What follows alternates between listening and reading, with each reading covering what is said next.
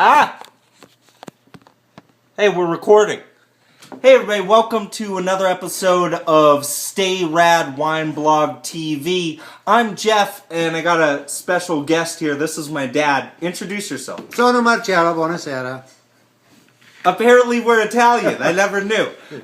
So, Dad, today, what are you making for dinner? You're doing like an Italian feast, Italian right? Tuscan bean soup. Italian Tuscan bean soup, and he sent me out to go pick up some wine.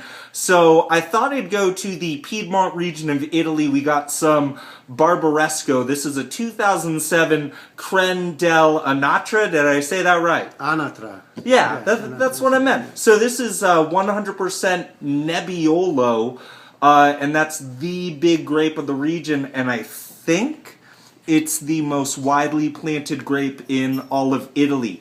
Dave, if I'm wrong, let me know. Are you ready, Dad? Oh, yeah, sure. Right. Go ahead.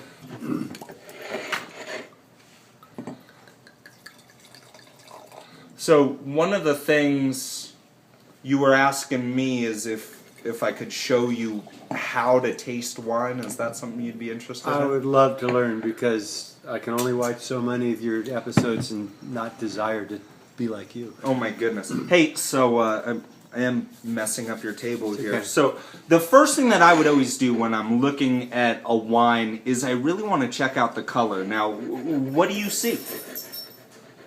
Like what colors? And don't just say red. Don't. How dare you?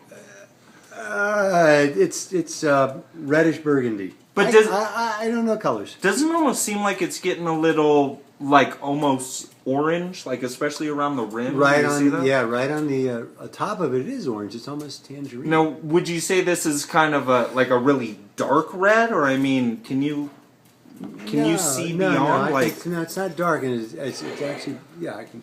You can see right through it. Like if you held this over a newspaper, you'd be able to read what was underneath. And so, I'm not.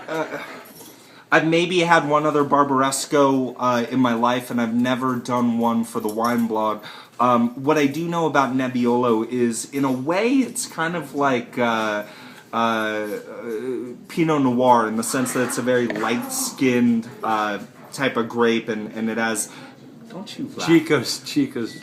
His dog's going crazy. There, the buzzer went off. He's got to pull bread out of the oven. Hot bread. But it is a lighter style of grape. But the way that they treat Barbaresco is this has to age at least 2 years. This was 2 years in.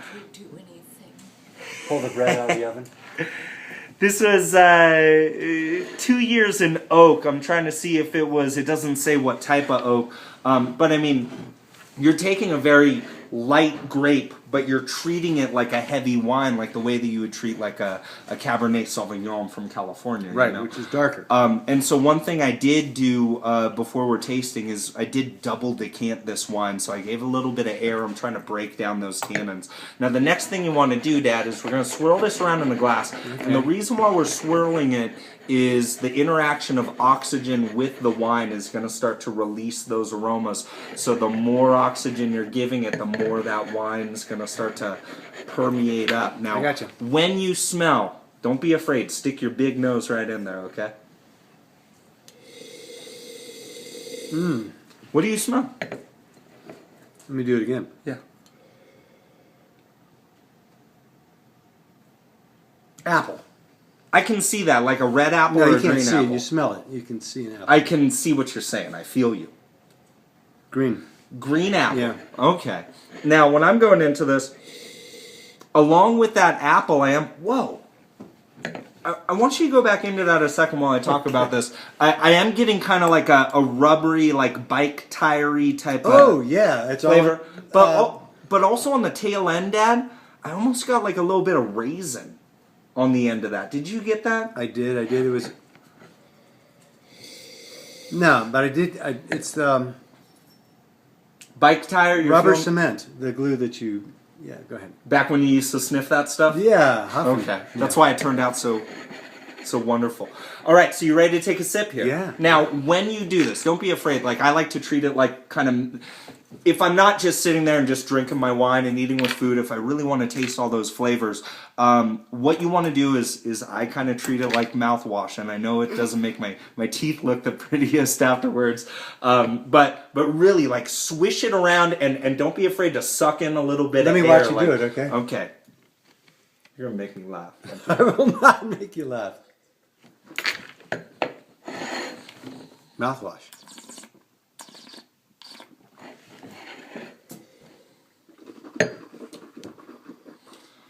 And definitely bring some air in. No, while the liquid's still in your mouth. Like that, yeah. Now, are you getting like, there's definitely like a mocha, chocolatey type of thing. This is a very, a tannic-driven wine. What you're getting is, you're feeling stuff scrubbing along your tongue and up on your cheeks and the roof of your mouth. You feel that? It's bitter.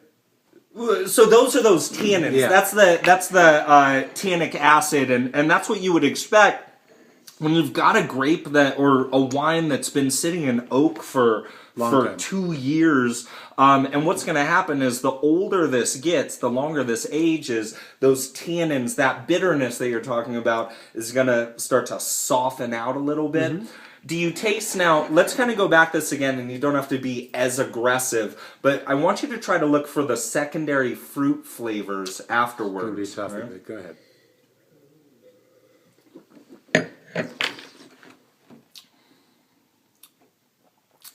You getting like a cranberry?